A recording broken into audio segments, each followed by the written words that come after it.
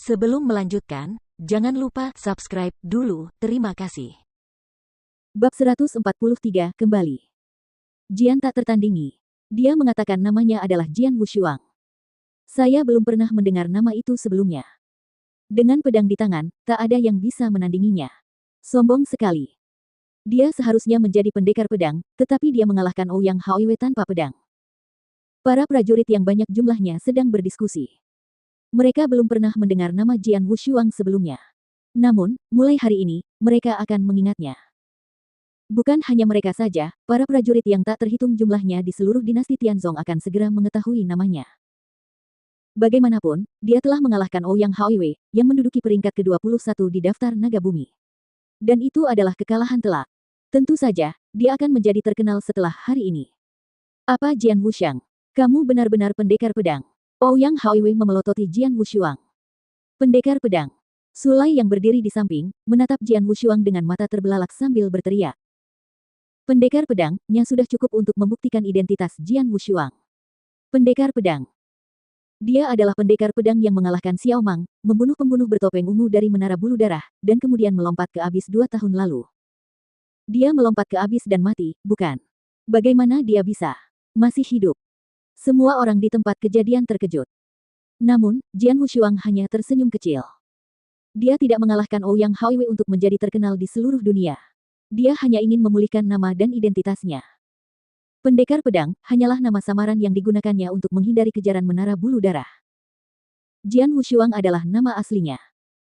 Pada saat ini, dia ingin semua orang tahu bahwa pendekar pedang telah meninggal 2 tahun lalu dan Jian Wushuang telah terlahir kembali seperti burung phoenix. Pendekar, apakah itu benar-benar kamu? Sulai berlari mendekat. Sulai, aku sudah 2 tahun tidak bertemu denganmu. Apa kabar? Jian Wushuang menjawab sambil tersenyum. Kau tidak mati? Sulai bertanya dengan heran. Jian Wushuang mengangkat bahu, mengulurkan tangannya ke arah Ouyang Haoiwei, lalu berkata, serahkan Cloud Dream Gingo. Wajah Ouyang Haoiwei berubah muram, dengan keengganan yang kuat di matanya. Namun, dia tahu perbedaan kekuatan antara dirinya dan Jian Wushuang. Dia tidak berani menolak, dan segera menyerahkan Cloud Dream Gingo kepada Jian Wushuang. Jian Wushuang memberikan Cloud Dream Gingo kepada Sulai. Saya sangat menghargainya, kata Sulai penuh rasa terima kasih. Jian Wushuang hanya tersenyum sedikit. Jian Wushuang, jangan terlalu senang. Ini belum berakhir, kata Ouyang Haoiwei dengan getir. Oh. Jian Wushuang memandang ke arah Ouyang Haoiwei. Jika tebakanku benar, bukankah kau akan berpartisipasi dalam acara itu? Kata Ouyang Haoiwei dingin. Acara? Acara apa? Tanya Jian Wushuang sambil tampak bingung. Berhentilah berpura-pura. Ouyang Haoiwei mencibir, kamu adalah murid Istana Naga. Tentu saja kamu akan mengambil bagian dalam acara ini atas nama Istana Naga. Jadi kita akan bertemu lagi. Saat itu terjadi, aku akan memastikan untuk membalas penghinaan hari ini kepadamu 2 kali lipat. Kau akan mengembalikannya padaku 2 kali lipat. Sendirian. Jian Wushuang sedikit melengkungkan sudut mulutnya. Tentu saja bukan dariku. Itu akan dari kakakku, kata Ouyang Haoiwei. Kakakmu, Ouyang Haotian. Senyum Jian Wushuang semakin lebar. Ada pengantar tentang latar belakang Ouyang Haoiwei di daftar naga bumi. Jian Wushuang tahu bahwa dia berasal dari klan Ouyang, salah satu dari 7 klan tertua di dinasti Tianzong. Ouyang Haoiwei juga memiliki kakak laki-laki bernama Ouyang Haotian, yang menduduki peringkat ke-6 2 tahun lalu tetapi sekarang menduduki peringkat ke-3 di daftar naga bumi. Dikatakan bahwa Ouyang Haoiwei baru saja mengalahkan mantan peringkat ke-3, Mu Yingying dari klanmu. Peringkat ke-3 di daftar naga bumi jelas menunjukkan kekuatan Ouyang Haotian. Kalau begitu, aku akan menunggu, kata Jian Wushuang, lalu tersenyum tipis. Tunggu saja dan lihat. Ouyang Haoiwei mendengus dingin, lalu pergi dengan kebencian. Ouyang Haoiwei ini berpikiran sempit, kata Jian Wushuang sambil tersenyum. Dia memang orang yang picik, tapi kakaknya sangat kuat, kata Sulai dengan serius. Mungkin. Jian Wushuang mengangguk santai. Dia tidak terlalu peduli.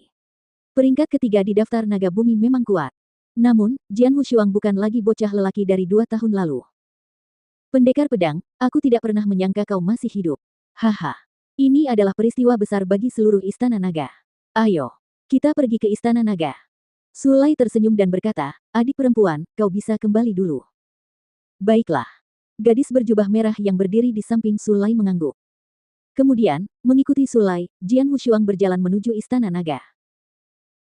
Di Istana Naga, Saat Jian Wushuang kembali, semua orang di Istana Naga terkejut.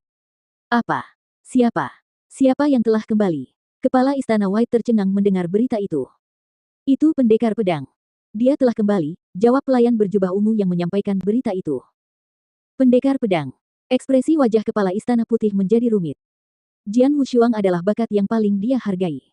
2 tahun lalu, ketika dikatakan bahwa Jian Wushuang terpaksa melompat ke jurang, dialah yang paling sedih. Tapi sekarang, Jian Wushuang telah kembali. Pergi, pergi. Bawa dia ke sini cepat. Oh, tidak. Aku akan menjemputnya sendiri. Haha. Kejeniusan luar biasa dari Istana Naga kita telah kembali. Di dalam Istana Naga, Jian Wuxiang dan Sulai perlahan berjalan maju, berdampingan, dikelilingi oleh murid-murid Istana Naga. Ketika para murid ini melihat Jian Wushuang, ekspresi mereka menjadi sangat aneh. Itu benar-benar pendekar pedang. Itu dia. Dia tidak mati. Dia melompat ke abis, bukan? Bagaimana dia bisa tetap hidup? Semua murid itu merasakan hal itu tidak masuk akal. Bagaimanapun, banyak prajurit telah menyaksikan Jian Wushuang melompat ke abis. Itu adalah fakta. Melompat ke abis jelas berarti kematian. Bahkan Millennium Chronicle, yang disusun oleh Gladiator, mengatakan bahwa seorang jenius luar biasa telah meninggal dunia. Sayang sekali. Betapa menyedihkan. Tetapi sekarang, Jian Wushuang belum meninggal dan dia hanya muncul di hadapan semua orang, hidup. Kakak ketiga. Kakak ketiga. Teriakan kagum dan kegembiraan tiba-tiba terdengar di depan. Jian Wushuang mengangkat kepalanya dan melihat ke atas. Dia segera melihat Wang Yuan bergegas ke arahnya dengan Yang Zexuan dan Su Rou di sampingnya. Haha, kakak Wang Yuan. Jian Wuxiang berjalan ke arahnya sambil tertawa. Kakak ketiga, aku sangat merindukanmu. Wang Yuan langsung memeluk Jian Wushuang. Kakak kedua, sudah lama kita tidak bertemu. Jiang Wushuang menatap Yang Zexuan, lalu mengulurkan tinjunya. Selamat datang kembali. Senyum muncul di wajah dingin Yang Zexuan saat dia mengulurkan tangan untuk beradu tinju dengan Jian Wushuang. Haha, kakak keempat. Jian Wushuang kemudian berbalik ke arah Su Rou yang pemalu dan langsung memeluknya. Su Rou tidak melawan, namun wajahnya memerah. 2 tahun kemudian, mereka berempat akhirnya bertemu lagi. Pendekar pedang. Suara dingin dan jernih terdengar. Setelah itu, kepala Istana Putih berjalan ke arahnya, diikuti oleh kerumunan kepala kuil. Itu benar-benar pendekar pedang. Anak kecil, betapa beruntungnya kamu. Kami semua mengira dia sudah meninggal, jadi kami membalas dendam pada Menara Bulu Darah. Tidak seorang pun pernah menduga anak itu masih hidup. Melihat Jian Wushuang, para Master Kuil berbicara santai sambil tersenyum. Pendekar, ikuti aku, kata Master Istana Putih langsung. Jian Wushuang mengangkat alisnya dan melirik Wang Yuan dan 2 orang lainnya. Aku akan pergi dengan Master Istana Putih terlebih dahulu, lalu bergabung denganmu nanti. Baiklah, aku akan menyiapkan anggur yang enak untukmu. Mari kita berempat minum dengan lahap dan bersenang-senang nanti, kata Wang Yuan sambil tertawa. Ya. Jian Wushuang mengangguk, lalu mengikuti Palace Master White dan pergi.